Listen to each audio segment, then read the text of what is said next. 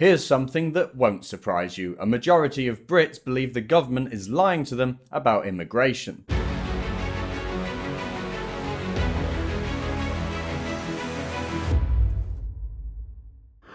If you live outside the Westminster bubble, or if you don't have a man bun and eat vegan cheese, you know very well that there's an issue with immigration in the UK. We know that immigration hasn't been entirely positive for the UK. Although, if I'm honest, if you do live in Westminster or London, then you should really see the issue yourselves. But it seems like there's some kind of sci-fi perception filter over London, whereby the people who live there, no matter how much crime happens, no matter how many terrible things happen, they just keep on voting for the Labour Party and trusting the politicians. It's a weird one.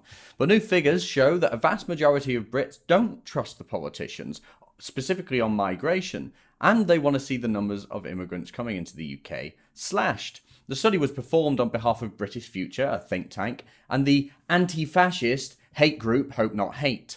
The study is actually one of the most extensive done in the UK, looking into the attitudes of British people on immigration. And no doubt, to Hope Not Hate's dismay, only 15% of British people said that they believe ministers are managing immigration properly. 15%.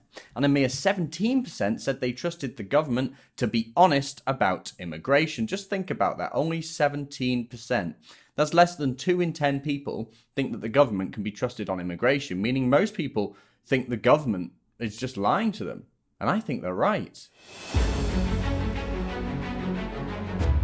Despite 8 in 10 people in Britain saying they believe that the government can't be trusted on immigration, in a study performed on behalf of Hope Not Hate, the government-supported hate group, Hope Not Hate, continues to demonise working class people who are simply concerned about the future of the country. Now, the report claims that the anti-Muslim prejudice is widespread in the UK as well, not just anti-immigrant prejudice, but anti-Muslim prejudice. And the report says, anti-Muslim prejudice took different forms, with a tendency to stereotype Muslims as a homogenous community whose values and lifestyle are incompatible with the British way of life. In some citizens' panels, participants talked about Muslims taking over UK cities.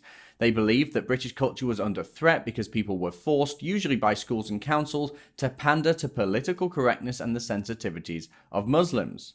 Can you honestly disagree with that? I can't. I think that's a real concern, and yet Hope Not Hate continues to ignore those concerns and this very real threat that we're facing. And while pretending to listen to the working class, Hope Not Hate and British Future, the other think tank that performed this study, are only interested in demonising, mocking, and manipulating those with concerns. Make no mistake, the only reason that these studies even took place in the first place are A, to justify their existence, for Hope Not Hate to justify their existence and continue getting funding. You know, create the Nazis and then oppose the Nazis and get funding to oppose the Nazis, right?